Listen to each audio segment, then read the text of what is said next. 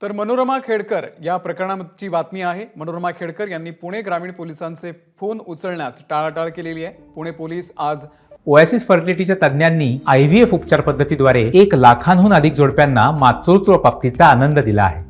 मोफत appointment book करण्यासाठी आजच संपर्क साधा। मनोरमा खेडकर यांच्या घरी चौकशीसाठी जाणार आहेत। एबीपी माझाच्या बातमीनंतर वादग्रस्त IAS अधिकारी पूजा खेडकर यांच्या आईवरती आता गुन्हा दाखल झालेला आहे। शेतकऱ्यांना धमकावल्या प्रकरणामध्ये मनोरमा खेडकर यांच्यावरती गुन्हा आहे। मिकी घई आपल्याला अपडेट देतील। मिकी,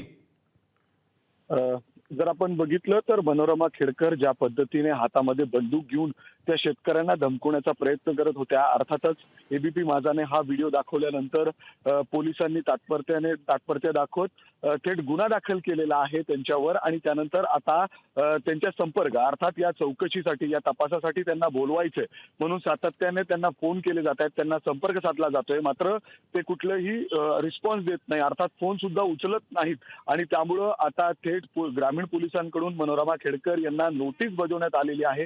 एवढंच काय तर ते हाजीर जर राहिले नाही तर पोलीस पुढचे देखील पावलं उचलू शकतात असं देखील यामध्ये सांगण्यात आलेलं आहे। अर्थातच जर आपण बघितलं तर अशा पद्धतीने मनोरमा खेडकर यांच्या अडचणी वाढणार आहेत, कारण आता थेट पोलीस काहीशे ऍक्शन मोडमध्ये दिसत आहेत, कारण तपासात ते कुठेही सहकार्य करत नाहीत असं पोलिसांचं म्हणणं आहे। त्यामुळे थेट त्यांना नोटीस देऊन हजर राहण्यासाठी पोलिसांकडून आता नोटीस बजावली जाणार आहे।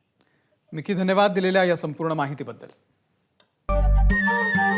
नमस्कार। मनसुद्धा तुझं ही वेगळ्याच प्रकारची मालिका तुम्हा सगळ्यांना खूप आवडली होती। याचा दुसरा सीझन कधी येणार अशी विचारणा झाली। प्रतीक्षा संपली आहे मित्रांनो, येतोय मनसुद्धा तुझाचा दुसरा सीझन। होई मन सुद्धा